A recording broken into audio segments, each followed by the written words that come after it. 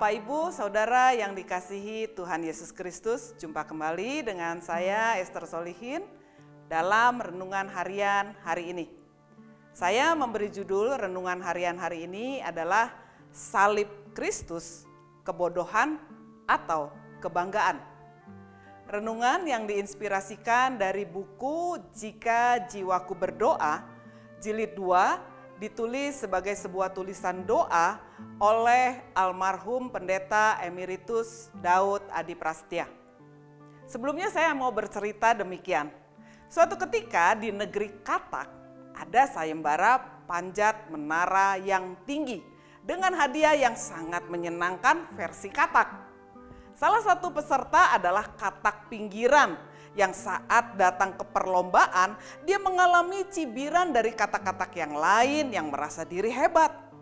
Saat pertandingan dimulai, katak-katak lain berjatuhan dan hanya 3 katak yang masih bertahan termasuk katak pinggiran tadi.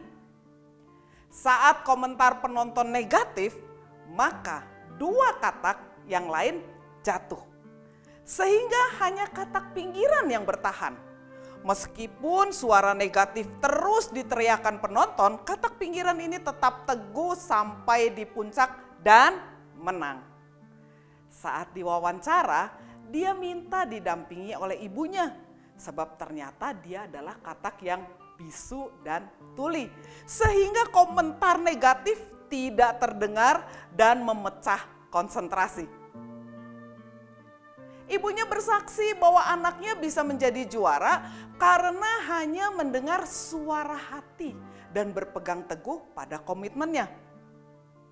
Nah, Bapak, Ibu, Saudara sekalian yang dikasihi oleh Tuhan Yesus Kristus, berpegang teguh pada komitmen dan mendengar suara hati, itulah yang dilakukan oleh Yesus. Tentu saja saya bukan akan mengatakan dan membandingkan Yesus dengan katak, jangan salah paham. Cerita tadi hanyalah sebagai ilustrasi. Tetapi mari kita memusatkan diri pada Yesus. Meskipun menghadapi banyak tantangan, tapi dia tidak tuli dan tidak bisu, melainkan tetap membuka lebar telinganya, mata dan hatinya untuk siapa saja. Kasihnya kepada Bapa dan umat manusia kokoh dan teguh dan tidak dapat dipengaruhi oleh siapapun dan apapun. Firman Tuhan hari ini saya ambilkan dari kitab Yohanes pasal 4 ayat 34. Kata Yesus kepada mereka, "Makananku ialah melakukan kehendak Dia yang mengutus aku dan menyelesaikan pekerjaannya." Perikop ini adalah perkataan Yesus ketika dia akan melakukan pelayanan di kota Samaria. Setelah berjumpa dan bercakap-cakap dengan perempuan Samaria di pinggir sumur. Orang Yahudi biasanya memilih untuk tidak melewati daerah Samaria, apalagi sengaja mengadakan komunikasi dengan orang Samaria. Perempuan pula, bagi orang Yahudi, apalagi yang kerap dipanggil guru, sikap dan tindakan seperti Yesus seperti tadi itu adalah hina dan najis. Tetapi Yesus dan rombongan justru dengan sengaja melintasi Samaria, berhenti dan bahkan berkomunikasi dengan seorang perempuan yang bagi orang Samaria sendiri adalah perempuan yang tidak benar. Dia adalah perempuan tunasusila. Yesus tidak buta dan tidak tuli. Mata dan hatinya melihat dan memahami situasi dan kondisi perempuan Samaria ini.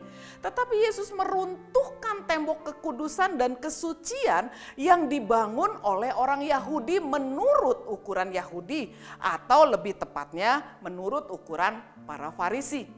Jadi walaupun perempuan ini berdosa, Yesus tetap menjalin komunikasi dan memberitakan tentang pengampunan dan kasih Tuhan pada orang yang dianggap hina. Karena bagi Yesus, karena pertobatan satu orang akan membuat malaikat di sorga bersorak-sorai. Berbicara dengan seorang tunasusila di tempat sepi pula tentu saja berbahaya bagi harkat dan martabat Yesus. Tetapi Yesus berani mengambil resiko sebab hatinya putih bersih dan niatnya luhur mulia. Dan dia punya komitmen yang besar. Walaupun dosa wanita ini sangat besar, tetapi percakapan Yesus dengan perempuan ini tidak diwarnai kemarahan, tidak diwarnai dengan hinaan, pandangan merendahkan, melainkan diwarnai dengan kasih, penghargaan, teguran yang penuh kasih untuk menyadarkan dan pemulihan, penerimaan sebagai umat yang berharga di mata Tuhan.